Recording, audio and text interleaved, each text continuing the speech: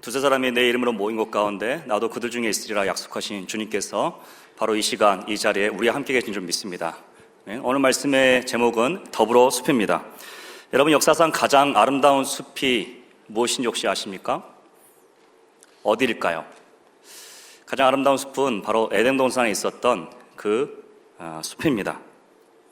한국 기독교 여성협회에서 연구를 했다고 그래요. 아담이란 사람의 국적은 어디일까? 어느 나라 사람일까? 연구를 했어요. 근데 연구를 하더라도 알 수가 없었어요. 결론이 나지 않았습니다.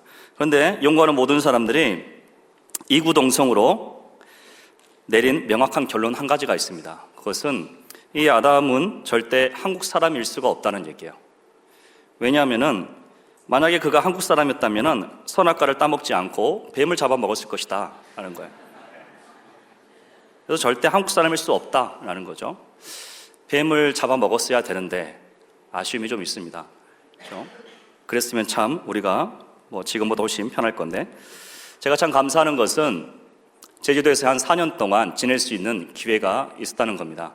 저는 자연을 좋아합니다. 그래서 4년 동안 굉장히 많은 곳을 다녔어요. 한라산, 해안도로, 중산간도로, 오름들, 제주도 구석구석을 저는 시간이 날 때마다 많이 다니고 보았습니다. 그러면서 제가 확신할 수 있었던 것은 이 제주라는 곳이 굉장히 아름답다는 거예요.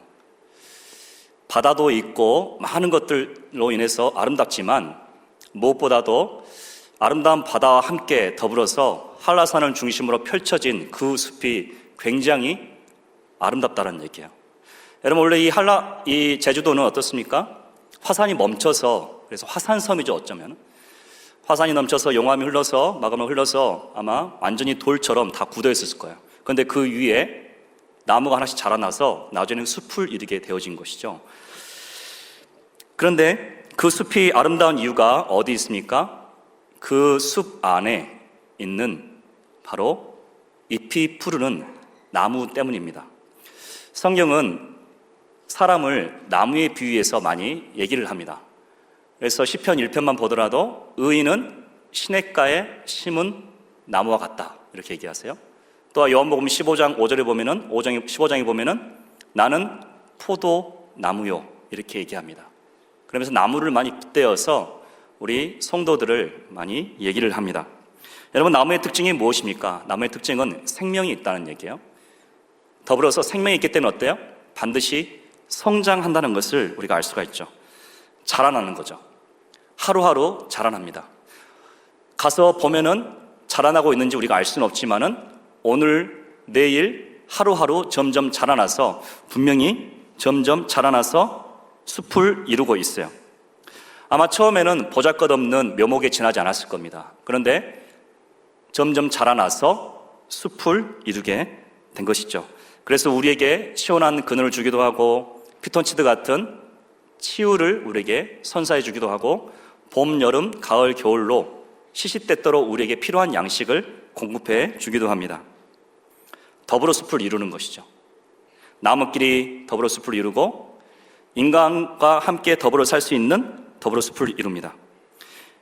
숲에는 바로 이런 생명과 성장이라는 것이 항상 약동하는 거죠. 여러분, 우리나라를 봤을 때 우리나라도 참 아름다운 숲이라고 할 수 있습니다. 우리나라는 구한 말부터 그리고 일제시대 6.25 전쟁을 겪으면서 굉장히 국토가 황폐화됐었죠. 정말로 미래에 어떤 소망이 없을 만큼 굉장히 황폐화됐습니다. 그런데 그곳에 나무가 심겨지기 시작했죠. 그 나무가 자라기 시작했습니다. 나중에 숲을 이뤘습니다. 그래서 아름다운 숲을 이뤄서 많은 외국인들이 우리나라를 찾고 있습니다. 그래서 외신들은 이것을 한강의 기적이라고 했습니다. 그렇죠. 단기간에 이렇게 성장할 수 있는 그런 나라가 지금까지 없어요.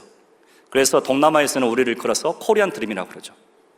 여러분, 그런데 이런 기적이 일어날 수 있었던 결정적인 비결이나 원인이 어디 있을까요? 그것을 성경에서는 오늘 바울이 복음이라고 얘기를 해줍니다. 이 복음이라는 것은 무질서에서 질서로 가는 통일이다 라고 얘기를 해준 거예요. 오늘 읽었던 말씀이죠. 1장 10절 말씀을 다시 한번 같이 읽겠습니다. 1장 10절 말씀 시작. 하늘에 있는 것이나 땅에 있는 것이나 다 그리스도 안에서 통일되게 하려 하심이라. 아멘. 여기서 통일되게 한다라는 단어를 보면은 앞에 헬라 원어를 보면은 접도가 붙었는데 바로 아나라는 접도가 붙었습니다. 아나는 다시라는 뜻이에요. 우리 성경에서는 번역이 되지 않았죠. 그리고 통일되게 한다, 이 뜻은 다양한 요소들을 다시 중심부로 결합시킨다라는 의미예요. 그러니까 우리 몸을 생각하면 쉬워요. 제가 이렇게 지금 서 있지만 만약에 뇌에서 주는 그 신호를 받지 못하면은 제 다리가 서 있지 않을 거야. 뛰어다닐 수 있죠. 여기 서야 되는데 여기 비켜서 이렇게 설 수도 있어요. 짝다리를 짚을 수도 있겠죠. 굉장히 다양한 것을 취할 수 있어요. 그러나 뇌에서 마이크를 벗어나지 말고 그곳에 똑바로 있어라 신호를 주니까 제가 이렇게 있는 거죠. 질서 있는 거잖아요. 그런데 만약에 손이 마음대로 움직여서 설교를 하는 도중에 갑자기 손이 마음대로 움직여서 막 혼자 이렇게 춤추고 다리가 막 떨리고 막 이러면은 없어요? 무질서한 것이죠. 그죠? 이게 바로 무질서예요. 통일되지 않았다라는 뜻이에요. 그런데 원래 이렇게 무질서했는데 질서로 나아가서 결국에는 이것이 통일되게 하시는 것이 하나님의 계획이다라는 것이 예배소 말씀입니다. 그래서 예배소 말씀 보면은 1장에서 3장까지 바울은 이 내용을 굉장히 흥분하면서 얘기를 해요. 예수 그리스도의 이 땅에 오신 이유가 뭐냐? 창세전에 너희를 예배하시고 이 땅에 오신 이유가 뭐냐? 바로 이 만물을 새롭게 하고 예전에 무질서했던 이 땅을 다시 질서 있게 만들어서 통일되게 하려는 하나님의 원대한 계획 가운데 이 땅에 예수 그리스도가 오셨다. 너희들은 이 땅에서 하나님께서 너희들을 베푸신 그 기업이 얼마나 풍성한지 이루 말할 수가 없다. 그렇기 때문에 나는 성자, 성부, 성령 하나님을 찬송할 수밖에 없다. 이게 이제 1장에서 3장 얘기예요. 그죠? 그러고 나서 이렇게 하나님께서 오셔서 이거를 만물을 새롭게 하고 재통일시키는 데 있어서 그러면 어떻게 해야지 그 과정들 가운데 어떤 것들이 있어야 되는 것이냐라는 것이 4장에서 6장 말씀이에요. 그중에 오늘 읽은 본 말씀은 그 중에서 아주 핵심적으로 어떻게 하라는 것에 대해서 얘기해 주는 것이죠. 아담이 선악과를 따먹은 다음에 무질서해졌잖아요. 그리고 큰 혼돈과 절망과 두려움과 탄식이 있습니다. 평생 수고하는 고통이 있습니다. 전쟁이 있습니다. 황폐함이 있습니다. 힘들어요. 기근이 있어요. 두려움이 있어요. 죄가 세상에 들어왔기 때문에. 그렇지만 그 죄의 문제를 바로 예수 그리스도께서 해결하셨다. 그래서 이전과 다른 어떤 놀라운 일들이 시작되었다. 일어났다. 이게 지금 바울의 얘기입니다. 그래서 이게 통일된 상태로 회복이 이루어지는 만물이 새롭게 되는 그런 일들이 일어나게 되어진다. 그래서 계시록 21장 5절 말씀에 이렇게 예수님께서 말씀하세요. 같이 한번 보겠습니다. 시작. 보좌에 앉으신 이가 이르시되 보라 내가 만물을 새롭게 하노라. 아멘. 여러분 우리가 알고 있는 우리가 듣고 있는 이 구원, 이 복음은 어찌 한 명의 어떤 개인의 구원에만 국한되어 있지 않아요. 굉장히 원대하고도 굉장히 광활한 작업입니다. 그렇기 때문에 만물을 새롭게 하신다라고 이렇게 말씀해요. 만물이라는 건 단지 지구만 새롭게 하신다 이런 것이 아니라 전 우주를 통틀어서 우주의 끝이 알 수 없다잖아요. 그 전 우주를 새롭게 하신다. 이게 바로 하나님께서 하시고자 하는 그리고 나아가시고자 하는 그런 방향이에요. 우리나라 마찬가지로 이 복음으로 말미암아서 어떻게 됐습니까? 우리가 많이 새롭게 되었습니다. 그 황폐한 땅이 어떻게 됐어요? 새롭게 됐어요. 선교사님이 전해준 복음으로 말미암아서 나무가 심겨지고 그 나무가 자라나서 아름다운 숲을 이뤄서 우리는 새롭게 되었어요. 기적같이 새롭게 되어진 거죠. 그런데 요즘의 작금의 현실을 보면은 상당히 무질서하다는 것을 우리 모두가 다 인정하지 않을 수가 없어요. 국내적으로 굉장히 진통을 겪고 있는 거죠. 한 학생이 초등학생을 인천에서 데려다가 죽이고 시신을 유기했습니다. 신체 일부를 잘라갔어요. 그리고 이것을 지시한 다른 여학생한테 선물처럼 건네줬어요. 봉투에 담아가지고. 근데 더 기상천외한 것은 이들이 법정에서 말하고 있는 법정 진술이에요. 잘못했다는 그 시인하는 그런 게 없어요. 마치 놀이에서 내가 범죄자가 아닌 것을 게임하는 것이냐 진술을 해요. 공부를 해가고. 굉장히 놀라운 일이에요. 굉장히 무질서한 거죠. 부모가 자식을, 자녀가 부모를 해를 가하기도 합니다. 성범죄가 많아요. 그래서 동성애 유아성애 이런 것들이 판을 쳐요. 그리고 사상 최대 청년 실업률이 있습니다. 청년들이 오포 시대를 말하면서 미래에 대해서 비관해요. 결혼, 출산, 연애, 집, 대인 관계. 이거를 할 여력이 없다는 거예요. 북한의 도발이 끊이지 않고 경제가 불안합니다. 이걸 보면은 굉장히 무질서합니다. 그런데 지금의 우리 한국의 현실을 바라봤을 때 선교사님 전해준 복음으로 말미암아서 나무가 자라서 아름다운 숲을 이뤘다가 어떤 이유에서든지 이 숲이 훼손당하고 그 숲을 살아가는 우리 모든 많은 사람들이 상당한 고통을 느끼고 있는 것을 우리가 모두가 다 경험하는 거죠. 그러면서 우리는 어떤 생각을 합니까? 시간이 좀 지나서 몇 년 후에는 좀 나아질까? 혹은 지금 이곳을 살아가는 자녀들, 이 자녀들이 나중에 커서 자라가는 그 시대에는 훨씬 더 좋아질까? 이런 불안이 있는 거예요. 이런 두려움이 있는 거예요. 이런 의문이 있는 거예요. 그래서 들고 일어나요. 그래서 우리는 들고 일어났어요. 많은 사람들이 어디에 들고 일어났어요? 밖으로 나갔어요. 정치가 바뀌어야 된다. 대통령이 바뀌어야 된다. 전혀 틀린 말은 아니죠. 그래서 정권이 바뀌었어요. 그런데 그게 완전한 해결책이 될 수 있을까요? 완전한 해결책이 될 수가 없어요. 왜요? 정치는 완전하지 않아요. 사람이 완전하지 않아요. 결국에는 완전한 해결책이 될 수가 없는 거예요. 더 나은 미래를 확실하게 보장해 줄 수 있는 결정적인 비책이 되지는 못하는 거예요. 그런데 오늘 바울은 여기서 말씀해서 우리에게 정확하게 얘기를 해줍니다. 만물이 새로워지고 변화가 될 것이고 미래가 더 좋아질 것인데 그 미래가 좋아지는 데는 있어서는 어떤 것이 필요한가에 대해서 바울은 4장부터 사실은 얘기를 해주면서 그 비결의 아주 핵심적인 말씀이 오늘 같이 보는 15장 15절 16절 말씀입니다. 세 가지만 같이 나누기를 원합니다. 첫째는 그리스도에게까지 자라가는 것이 목표가 되어야 된다는 얘기예요. 그리스도에게까지 자라는 것이 목표가 되어야 된다. 우리의 생각에 잘못된 생각 중에 하나가 뭐냐면은 나 구원받았다. 그러니까 이제 구원받을 수 있는 믿음이 있으니까 이 땅에서 내 마음대로 마음껏 살다가 나중에 주님께서 천국에 오라가실 때 그 티켓 한 장 들고 가서 저에게도 티켓이 있습니다. 저에게도 자유이용권이 있어요. 저 들어가게 해주세요. 이러면 된다라고 착각해요. 근데 구원은 절대 그렇지 않습니다. 구원에는 목표가 있어요. 이 목표는 단지 예수님만의 목표가 아니라 하나님만의 목표가 아니라 우리가 같이 품어야 될 목표예요. 그게 뭐냐? 그리스도에게까지 자라가는 것이라고 바울이 얘기하는 거예요. 4장 15절 말씀입니다. 다시 한번 같이 읽어보겠습니다. 4장 15절 말씀 시작. 오직 사랑 안에서 참된 것을 하여 범사에 그에게까지 자랄지라. 그는 머리니 곧 그리스도라. 아멘. 바울은 4장부터 6장까지요 이 칸절에서 있는 한 단어에 집중을 합니다. 자라나라는 얘기예요. 자라나라라는 거예요. 하나님께서 너희들 구원하신 것은 단지 구원뿐만 아니라 구원을 통해서 자라나게 하시기 위해서 너희들을 구원했다라는 얘기예요. 그리고 또 어떻게 되냐? 자라나기 때문에 바로 내 몸이 또한 성장하게 될 것이다 라고 이렇게 얘기를 해요. 여러분 질문 하나 던지겠습니다. 자라나고 있습니까? 어제보다 오늘 더 자라나고 있습니까? 혹은 자라나기 위해서 고군분투하시면서 힘쓰고 있습니까? 아니면 자라나지 못하는 사람들은 바라보면서 지적하고 있지는 않습니까? 바울은 뭐라고 얘기냐면은 한 개인의 영적 성숙과 함께 그 공동체가 자라난다라고 얘기하는 거예요. 나라가 성장하고 발전한다라고 이렇게 얘기를 해요.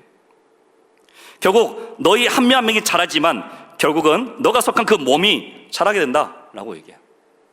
그럼 제가 초등학교 때부터 중학교 때까지 축구를 좀 했습니다. 축구 선수를 좀 했어요. 근데 그때 제가 좀 신체적인 조건이 축구에 나름 괜찮았어요. 그래서 축구에서 중요한 것은 슛이잖아요. 슛. 슛을 하면은 그 슛을 일컬어서 대포할 슛이라고 그랬어요. 제가 이 신체 조건이 일반 평균, 제 키의 평균 사람보다 다리가 살짝 길어요. 그래서 훨씬 일종의 구르기죠. 뒤로 이렇게 뻗어서 쳐야 되는데 이거 좀 더 올라가는 거예요. 그리고 다리 근력이 좀 유전적으로 좀 좋았어요. 그래서 한때는 전국에 이렇게 축구 해설위원으로 유명하신 분이 그때 당시에 전국 초등학교를 투어한 적이 있어요. 축구 꿈나무를 발굴한다는 의미로. 그래서 우리 학교에 왔다가 저를 보시고 그분이 굉장히 놀랐어요.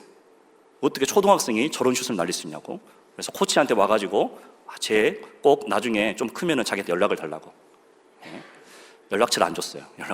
연락을 달라고 했는데 연락처를 안 줬어요. 근데 제가 그때 평상시에 뭘 먹었냐면 삼겹살을 되게 많이 먹었습니다. 혼자서 4인분, 5인분을 먹었어요. 초등학교 6학년, 5학년 때. 근데 저는 살이 찐 것이 아니라 운동을 계속 하다 보니까 열심히 운동하는 쪽으로 많이 영양분이 공급됐던 것 같아요. 그런데 그렇게 운동을 하면서 열심히 삼겹살도 먹고 막 먹다 보니까 다리만 자라는 것이 아니라 키도 자랐어요. 그래서 제가 지금 키가 180이 넘습니다. 물론 먹어도 안 되는 사람이 있죠. 그거는 창조의 섭리이기 때문에 어쩔 수가 없어요. 원판 불변의 법칙이라죠. 그거를 절대 바꿀 수 없어요. 그렇지만 먹어서 클 수 있는 사람이 먹으면은 커져요. 뭔 말이에요? 우리 몸의 이 지체의 일부분이 약해서 그것을 위해서 뭔가를 영양분을 공급하기 위해서 먹으면은 그거 한 부분만 자라는 것이 아니라 그 몸이 같이 자란다는 얘기죠. 그 지체가 속한 몸이 자란다는 얘기예요. 다른 말해서 이 땅의 미래가 밝으려면은 오늘보다 내일, 올해보다 내후년이 밝으려면은 첫째 어떤 일이 먼저 시작돼야 되느냐? 바로 나 자신이 먼저 성장해야 한다는 얘기예요. 그게 바울이 보고 있는 관점입니다. 여러분, 성도는 각 개개인의 성장이 필요하겠지만은 모든 성도는 어떻습니까? 예수 그리스도를 머리로 그 온 성도들이 한 몸으로 연결되어 있습니다. 우리는 이름교회 안에서 한 몸으로 연결되어 있기도 하고 또 전 우주적으로도 한 몸으로 연결되어 있어요. 우리는 보지 못하지만 하나님 그걸 다 보고 계세요. 그 모든 연결된 그 몸이 성장하면 어떻게 되어지요? 전 세계가 성장하는 거예요. 그래서 뭐라고 하는 거예요? 바울이? 너희가 먼저, 바로 너 자신이 먼저 자라나는 것이 첫 번째다라고 말하고 있습니다.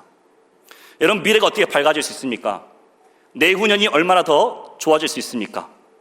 바로 그리스도인인 우리가 제대로 성장하는 것이 급선무라는 겁니다. 자, 그러면 성장을 해야 되는데 어디까지 자라가야 되는 것이냐, 이게 문제예요. 우리는 당연히 예수 그리스도를 통해서 구원받았다, 구원받은 백성입니다 라고 얘기를 하지만은 도대체 어디까지 자라가는 부분에 대해서는 많이 놓치고 있어요. 하나님께서 우리를 구원하신 이유 중에 또 구원하시고 우리 이끌어가시는 그 과정 중에 아주 중요한 목표는 그 지점이에요. 우리를 그것까지 이끌어가기 원하세요. 오늘 성경에서는 그리스도에게까지라고 정확하게 얘기를 합니다.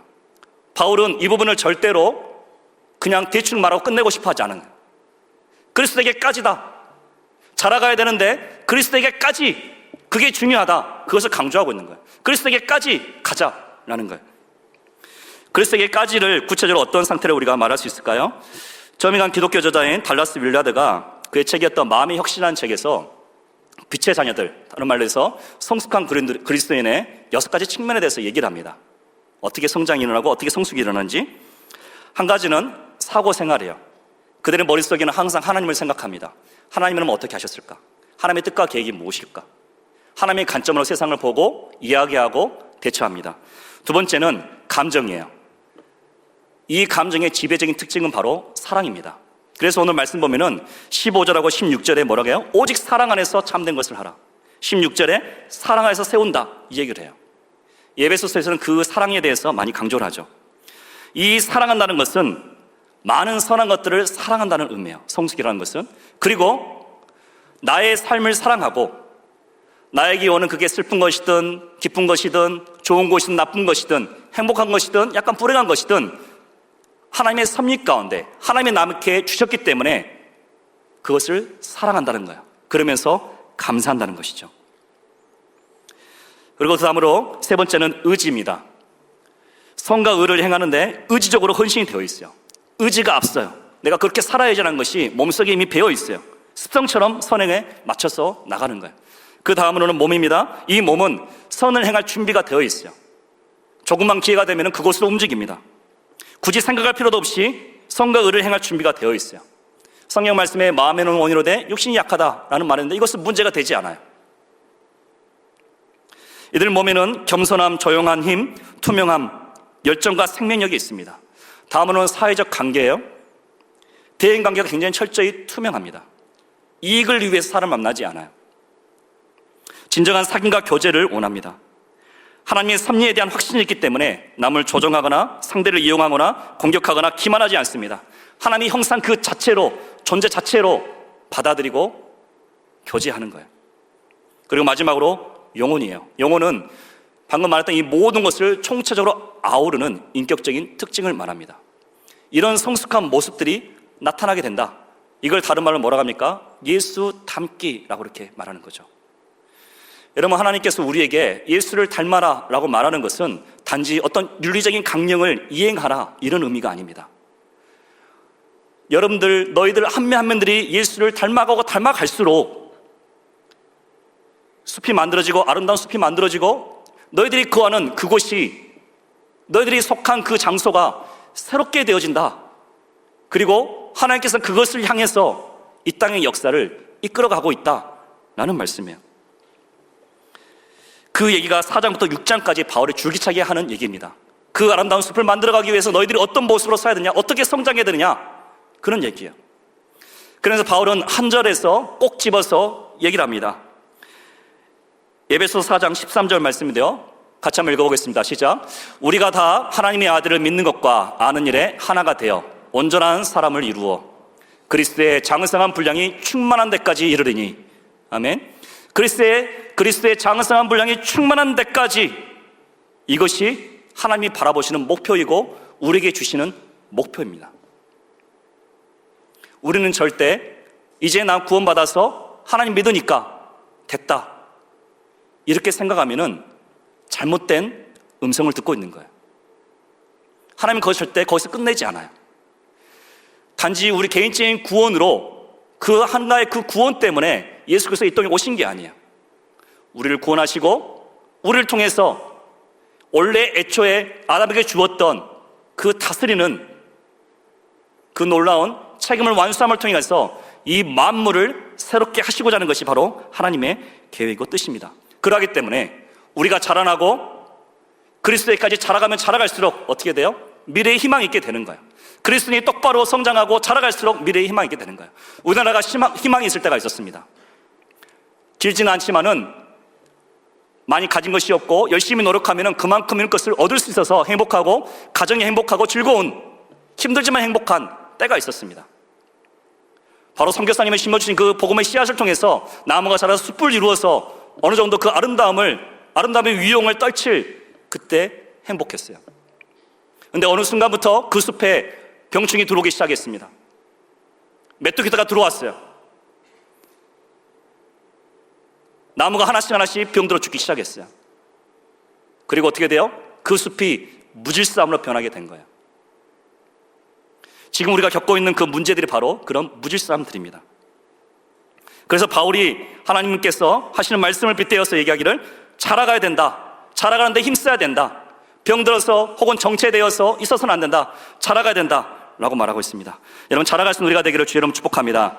그리고 두 번째는 그리스도로부터 시작돼야 된다는 얘기입니다. 두 번째는 그리스도로부터 시작돼야 된다. 그리스도로부터 공급받아야 된다 얘기입니다. 에베소서 4장 16절 말씀이에요. 같이 한번 읽어보겠습니다. 시작. 그에게서 온 몸이 각 마디를 통하여 도움을 받음으로 연결되고 결합되어 각 지체의 분량대로 역사하여 그 몸을 자라게 하며 사랑 안에서 스스로 세우느니라. 아멘. 자라난다 라고 그러는데 그 시작이 어디냐? 그에게서 라고 얘기하죠. 바로 그리스도로부터 시작되어진다. 그 얘기는 뭐냐면 그리스도를 통해서만이 생명이 오고 성장이 있고 힘이 제공될 수 있다라는 거죠. 바울은 여기서 굉장히 특이한 표현을 씁니다. 각 마디를 통하여 도움을 받음으로 연결되고 결합되어 라고 이렇게 말해요. 이 말은 강조입니다. 비싼 단어를 계속 반복해 쓰면서 강조하는 거예요. 이 말을 쉽게 이해하려면은 우리 몸의 혈관과 신경을 생각해 보면 됩니다. 혈관은 어디서부터 옵니까? 혈액은 어디서부터 흐르게 돼요? 심장에서부터 나와서 흘러가게 되죠. 온 몸에. 또 신경은 어디서부터 시작됩니까? 뇌에서부터 시작이 되어지죠. 그래서 뇌부터 시작된 그 전달이 우리 온 몸에 다 끝까지, 온 지체 끝까지 전달이 되어집니다. 바로 그리스도는 바로 그런 역할이다라는 얘기예요. 바로 그리스도는 이 생명의 근원이고 공급하시고 자라나게 하시고 올바로 있어야 될 자리에, 올바로 서 있어야 될 자리에 서 있을 수 있도록 지도하시고 전달하신 분이 바로 예수 그리스도다. 이분을 떠나서는 제대로 된 성장이 있을 수 없다라고 말합니다. 여러분, 우리는 성장할 수 있죠. 그리스도를 떠나서도 성장할 수 있습니다. 그런데 그리스도를 떠나서 성장은 어떻게 됩니까? 건강하지 못한 성장을 하게 되어져요. 그걸 일컬어서 괴물이라고 그래요. 다른 사람을 힘들게 할 수도 있어요. 전 세계 온 나라를 들썩이게 만들 수 있어요. 어떤 한 사람이 살인의 대가가 된다. 온 나라를 술렁이게 할 수가 있어요. 여러분, 우리가 아는 암이 있습니다. 이 암이 세포잖아요. 세포는 우리 몸에 굉장히 많죠. 근데 세포는 반드시 살다가 죽음을 반복하게 됩니다. 그래서 우리 몸은 매해마다 세포들이 많이 죽어나가죠. 근데 세포가 죽어나갈 때 아직도 의학적으로 설명되지 않는 죽음이 있대요. 그게 아포카토시스라는 그런 죽음이래요. 이거는 뭐냐면은 세포가 죽으면서 우리의 신지대사인 ATP라고 그러죠. ATP를 생산을 해줘요. ATP를 내주는 거죠. 그래서 그 ATP를 통해서 죽으면서 ATP를 내주면은 다른 세포들이 그것을 받아서 성장하게 되는 거예요. 이게 우리 몸에서 계속 반복이 된답니다. 그런데 그 중에서 죽어서 ATP를 내놔야 되는데 죽지 않고 버티는 애들이 있어요. 죽지 않고 버텼다가 옆에서 죽은 세포들이 내놓은 ATP를 받아먹어요. 그래서 증식을 하게 되었죠. 괴물처럼. 그게 뭐예요? 암세포예요. 그렇게 해서 암이 형성된다는 거죠.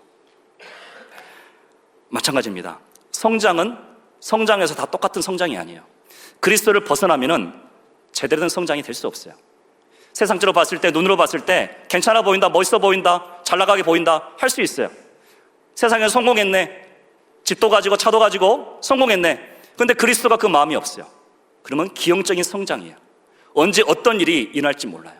언제 어느 곳에서 그 사람을 말미암아서 어떤 일들이 일어나지 못합니다. 어떤 무질서함들이 시작될 줄 알 수가 없는 거예요. 그렇기 때문에 예수님께서 단적으로 어떻게 계시냐면은 요한복음 15장 5절 말씀에 이렇게 얘기하시는 거예요. 우리 같이 한번 읽어보겠습니다. 시작. 나는 포도나무여 너희는 가지라. 그가 내 안에 내가 그 안에 거하면 사람이 열매를 많이 맺나니 나를 떠나서는 너희가 아무것도 할 수 없음이라. 아멘. 아무것도 할 수 없다라고 굉장히 단적으로 얘기합니다. 그는 하는 것이 아니다. 그리스도를 벗어나면은 너희들은 잘하고 있다고 생각할지 모르겠지만 그것은 사실은 하는 것이 아니다. 이렇게 예수님께서 단적으로 얘기합니다. 여러분, 우리가 성장하는 데 있어서 그 동력을 바로 그리스도로부터 삼아야 되는 거예요. 그리스도로부터 받아야 됩니다. 그리스도로부터 받아서 성장해야 돼요. 이것이 건강한 성장 원리입니다. 여러분, 항상 그리스도를 바라보시길 주의 이름으로 축복합니다. 마지막으로 이 땅에 미래가 있고 희망이 있으려면 우리가 그리스도 안에서 어떤 일을 할 수 있을까? 마지막으로 성장은 책임을 수반한다는 얘기입니다. 성장은 책임을 수반해요. 에베소 4장 16절 말씀에 이렇게 얘기하죠. 각 지체의 분량대로 역사하여 라고 이렇게 얘기합니다. 각 지체의 분량대로 역사하여. 이 얘기는 무슨 뜻이냐면은 자신이 맡은 본분을 다 한다라는 겁니다. 자신이 맡은 본분을 다 한다. 그럴 때 어떻게 된다고요? 자라난다라는 거예요. 우리 교회에도 많은 분들이 계시죠? 각 맡은 본분을 최선을 다해서 한다면은 어떻게 한다? 교회가 성장한다라는 얘기죠. 우리나라는 각 부처라든지 모든 기업에는 굉장히 많은 곳에서 일자리도 있습니다. 자기 맡은 일에서 자신의 맡은 본분을 다 한다. 성실하게 최선을 다한다. 그러면 결과적으로 어떤다? 기업이 성장할 수도 있고 정부가 성장할 수도 있고 결과적으로는 이 나라가 성장한다 라는 얘기죠. 저에게 딸이 하나 있습니다. 이름은 루아예요. 이 딸은 굉장히 제가 사랑합니다. 저를 많이 닮았어요. 6대 4 정도 닮았어요. 저를 6, 아내를 4 정도 닮았어요. 볼 때마다 깜짝짝 놀래요. 왜 놀래냐면은 과거에 잊혀졌던 기억들이 막 되살아나요. 우리 아이의 모습을 보면서 아, 내가 저랬지 되살아나요. 제가 좀 결혼을 늦게 해서 감사하게도, 늦게는 했지만 감사하게도 애가 빨리 생겨서 그래서 딸을 볼 수가 있었습니다. 그리고 딸을 원했는데 또 딸이 와서 너무 감사했죠. 돌이 되기 전에 아내가 출타를 했습니다. 제가 아이를 이렇게 보고 있는데 방금방금 웃고 그러니까 너무 기분이 좋았어요. 야, 이 녀석 참 예쁘다 이러고 있는데 갑자기 제 마음이 싸해지면서 그 흐뭇함이 갑자기 사라졌어요. 왜 그러냐면은 갑자기 이런 생각이 드는 거예요. 야, 이 녀석 30년 안에 딴 놈한테 갈 거 아니야? 그 어린아이, 1살짜리 아이를 보고 갑자기 그런 생각이 들어요. 그래서 사실은 지금도 가끔씩 그런 생각을 합니다. 이건 얘한테 잘해줄 필요가 없는 거 아니야? 내가 얘하고 놀아줘야 돼? 이거 킨더조이 사줘야 돼? 이런 생각을 해요. 근데 그러는 가운데 갑자기 제 마음 가운데 찬양이 막 흘러나오는 거죠. 마라나타 주 예수여 어서 오시옵소서. 이 찬양이 흘러나오는 거예요. 제가 굉장히 은혜를 받았어요. 눈물이 나올 뻔했어요. 그래, 30년 안에 주님이 오실 수도 있지. 그럴 수도 있어. 충분히 가능해. 여러분, 큰 위로를 받았어요. 참 감사한 거죠. 그렇지만 생명이 왔다는 건 너무 감사합니다. 그러면서 제 두 어깨가 무거워졌습니다. 그러면 딸한테 그렇게 얘기해 줬어요. 아빠가 너를 책임질게. 얘기해 줬어요. 여러분, 책임이라는 것은 성숙한 사람이 마땅히 보이는 자세입니다. 사람이 성숙하면 성숙할수록 자기의 책임이 뭔지 알게 되어지고 그 책임을 다하게 되어지는 거죠. 마찬가지로 반드시 하나님께서는 이 땅을 새롭게 하십니다. 점점 더 좋아지게 하나님께서 그 방향으로 완전한 곳으로, 완전히 새롭게 되는 것으로 향해서 우리를 이끌어 갔어요. 우리를 통해서 해나갔어요. 그러면서 우리를 부르시는 거예요. 우리에게 책임을 주세요. 사명을 주세요. 각자 자리에서 우리가 맡아야 될 본분을 주십니다.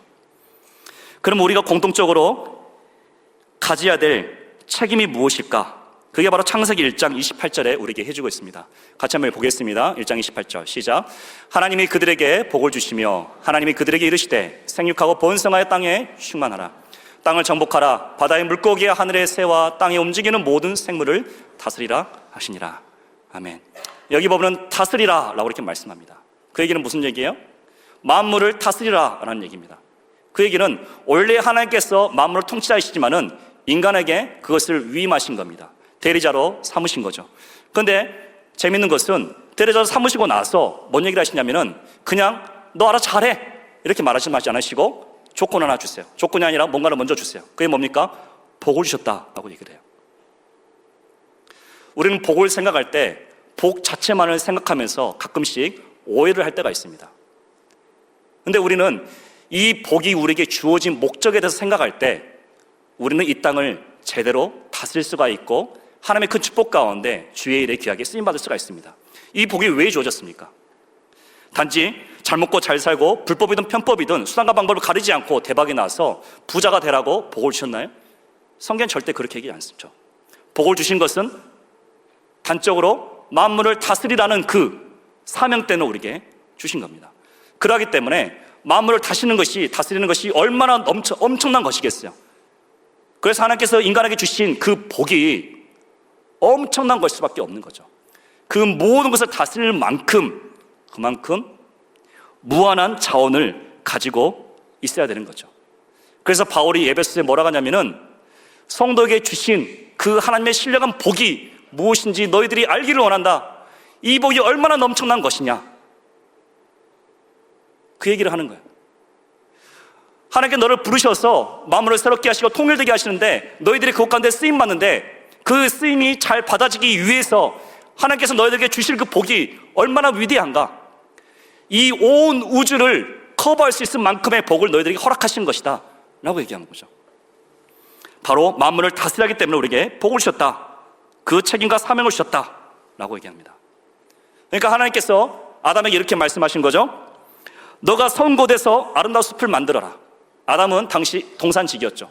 동산을 잘 가꾸는 사람이 되라. 아름다운 숲을 만들어라 하는 얘기죠. 숲을 관리하고 다스려라. 무질서해지지 않도록 질서 있게 만들어라 하는 거죠. 너 스스로 좋은 나무로 성장하여서 숲을 이루고, 즉 하나님과 더불어 살기 좋은 창조 세계를 세워갈 책임이자 사명을 감당해라 라고 아담에게, 최초의 인간 아담에게, 인간을 대표하는 아담에게 주신 거고, 그리고 그 책임과 사명이 바로 우리에게, 예수 그리스도를 통해서 바로 우리에게 오게 된 겁니다. 그런데 문제는 이것을 방해하는 고질적인 것이 있다는 얘기예요. 아담도 넘어졌어요. 그게 뭡니까? 그것은 하나님을 떠나서 독립적으로 활동하려는, 하나님을 의지하지 않으려 하는 그러한 교만함입니다. 그리고 또한 실존의 불안함과 두려움을 인해서 발생하는 심각한 탐욕이에요. 그리고 자기 중심성이 있어요.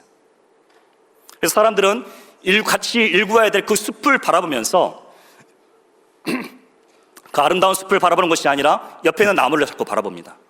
저 나무보다 내가 먼저 성장해야 되는데, 저 나무가 가지고 있는 것을 내가 가지고 있어야 되는데. 그래서 어쩔 때는 착취합니다, 기만합니다, 속입니다, 먼저 앞서 나가려고 합니다. 숲을 만드는 것보다는 나 스스로 내가 속한 그 나무만이 먼저 성장하기를 바라는 자기 중심적인 태도를 많이 취해요.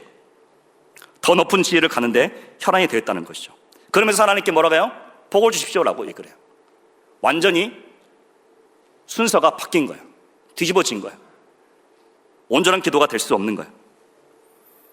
그래서 이를 위해서 사람들이 불법을 자행하기도 하죠. 그렇기 때문에 무질서하고 그 무질서한 소식들을 우리가 뉴스를 통해서 많이 듣게 됩니다. 나르시즘, 극도의 이기주의, 경쟁과 성공주의, 학벌과 서열주의, 물질 만능주의, 이런 모습을 우리가 보게 되는 겁니다. 그런데 하나님께서는 분명히 얘기하세요. 이미 그리스도 안에서 내가 너를 이 온 만물을 다스릴 수 있는, 그 만물을 다스리는 데 중요한 역할을 할 수 있는 그곳으로 내가 너를 불렀다라고 분명히 얘기하세요. 내가 너를 불렀기 때문에 그것을 할 수 있는 자원을, 그 복을 내가 너희들에게 허락할 것이다 분명히 얘기해요. 그러므로 우리가 하나님 주신 이 사명과 책임을 감당하는 데 집중한다면 그 자원을 우리가 마음껏 활용할 수가 있는 거예요. 그런데 이것을 바꿔서 생각한다는 말이에요. 그래서 이 아름다운 숲이 병들어 가는 겁니다. 이 나라가 병들어 가는 거예요. 자기 중심성, 나만 커가려고 하니까 병들어 가요. 이런 생각들이 언제부턴가 우리 나라 안에 침투해 들어왔어요. 그래서 시간이 지나고 지금은 거기에 대한 병폐를 모두가 다 함께 느끼는 고통으로 우리가 경험을 하고 있는 겁니다. 오늘 바울은 다시 한번 우리에게 이런 입장에 처해 있는 우리와 우리 사회 혹은 우리 교회 내에 얘기를 하고 있는 거예요. 더불어 숲을 만들어 가라는 얘기예요. 너 스스로 나무로서 성장해야 되고, 그럴 말미암아서 아름다운 숲을 만들어 가는데 힘써야 된다라고 말해요. 그러면은 더불어 숲을 이루고 모두가 행복하게 살 수 있는 그 숲을 보게 될 것이다. 미래의 그 숲이 아름답게 펼쳐진 것을 보게 될 것이다 라고 말씀하고 있는 줄 믿습니다. 여러분, 우리는 내가 듣고 기동하는 직장이나 가정이나 학교에서 창조세계 대리자로서 아름다운 숲을 만들어야 되는 그러한 책임을, 그리고 사명을 우리는 받았습니다. 예외가 없어요. 그게 바로 에베소서에서 말씀하고 있는 사명입니다. 이거는 마땅히 하나님의 자녀가 취해야 될 비전이자 그리고 책임이자 사명입니다. 우리 모두가 이 책임을 잘 알고 나에게 주신, 하나님께서 이 온대한 계획 안에 나에게 허락하신, 나를 이끌어 가시는 그 본분에 맞게 내가 책임을 다한다면 결과적으로 어떻게 돼요? 오늘 말씀처럼 자라난다는 거예요. 몸이 자라난다는 얘기예요. 교회가 자라나고 가정이 자라나고 결국 이 나라가 자라가야 돼서 나중에 아름다운 더불어 숲을 볼 수 있는 그것을 우리가 만나게 된다라고 이렇게 말하는 겁니다. 복음을 전해야 됩니다. 바른 복음을 가르쳐야 됩니다. 복음 안에서 성장해야 됩니다. 더불어 숲을 가꾸고 다스려야 됩니다. 그러면 더 나은 미래가 있는 거예요. 그래서 에베소서 2장 10절에 바울이 이렇게 결론적으로 얘기를 합니다. 같이 한번 보겠습니다. 시작. 우리는 그가 만드신 바라 그리스도 예수 안에서 선한 일을 위하여 지으심을 받은 자니, 이 일은 하나님이 전에 예비하사 우리로 그 가운데서 행하게 하려 하심이라. 아멘. 그리스도께서 이 땅에 오신 이유, 바로 선한 일을 위해서 지으심을 받은 자로서 살라라고 이 땅에 오셨다라고 말하고, 또한 그 가운데서 행하게 하실 것이다 라고 말합니다. 여러분, 우리 모두가 다 우리나라를 걱정합니다. 지금도 북한은 어떤 태도를 취할지 몰라서 걱정이 될 수도 있어요. 우리나라의 미래가 걱정됩니다. 그렇지만 우리에게 소망이 있습니다. 왜요? 이 땅에 분명히 복음이 있기 때문에 그렇습니다. 우리 심령 안에 복음의 씨앗이 심겨져 있기 때문이고, 그로 말미암아서 성령님께서 계속 우리에게 그 복음의 씨로 말미암아서 우리를 계속 푸싱하세요. 성장하라고, 나아가라고, 성장해서 아름다운 숲을 만들라고 우리를 푸싱하세요. 여러분, 선한 일을 위해서 그리스도에게서부터 자라나기를 축복합니다. 그리고 그리스도에게까지 자라가시기를 주의 이름으로 축복합니다. 하나님이 주신 복을 자원 삼아서 날마다 자라가는 나무가 되시기를 주의 이름으로 축복합니다. 책임과 사명을 다하는 성숙한 그리스도인으로서 희망찬 미래를 상징하는 더불어 숲을 만들어 갈 수 있는 우리 모두가 되기를, 그리고 저와 우리 모두가 되기를 주님의 이름으로 축복합니다. 아멘. 우리 옆에 사람 한번 인사하겠습니다. 함께 더불어 숲을 만듭시다.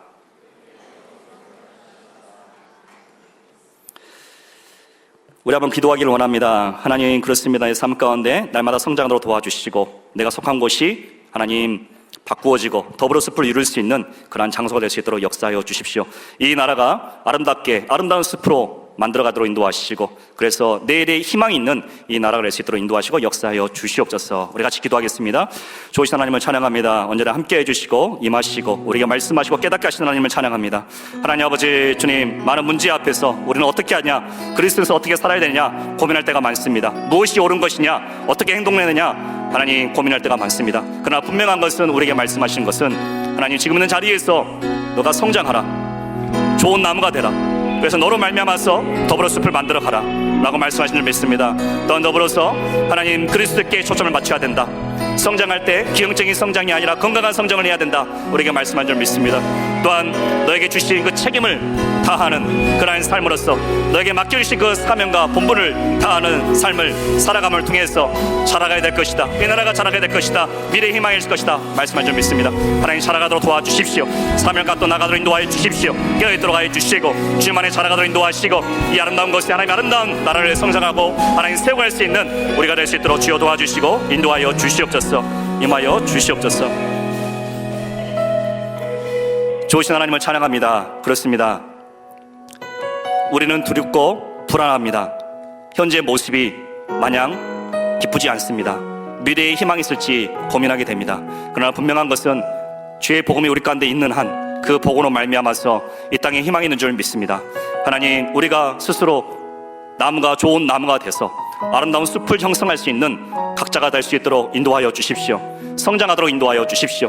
성장하는데 그리스도에게까지 정치하지 아니하고 그리스도에게까지, 그리스도의 장상 분량까지 성장하는데 목표를 가지고 날마다 나아갈 수 있도록 인도하여 주십시오. 또한 하나님께서 각 자리에서 우리를 부르시는 그 자리에서 주시는 본분과 책임과 사명을 다하도록 인도하여 주시고, 내가 있는 자리에 성실하게 최선을 다하고 나아갈 때 결국 그것이 나중에 이 몸을 자라게 하고 이 나라를 자라게 하고 미래의 희망을 줄 수 있다는 것을 깨닫고, 나 혼자의 싸움이 아니라 우리 모든 그리스도 한 안에 있는 한 몸의 싸움인 것을 알고 내 맡은 본분에 최선을 다할 수 있는 우리 모두가 될 수 있도록 주님 도와주시고 역사하여 주십시오. 하나님 아버지, 이 만물의 모든 것의 주인이 하나님 것을 고백합니다. 그 중에 일부를 구별하여서 하나님께 드리면서 만물의 주관자이심을 고백합니다. 11조로 주정으로 건축으로 감사로 각양 예물로 주 앞에 다 드리오니 하나님 기쁘게 받아 주시옵소서. 귀하게 쓰여지도록 하여 주시고, 드린 성길마다 복의 복을 더하여 주시고, 필요한 것이 채워지도록 하여 주시고, 언제나 주님이 주신 복이 넘쳐나서 그것을 자원 삼아 세상에서 참으로 귀하게 쓰임받는 한 명 한 명의 손길 될 수 있도록 도우시고 인도하여 주시옵소서. 감사합니다. 예수 이름으로 기도합니다. 아멘.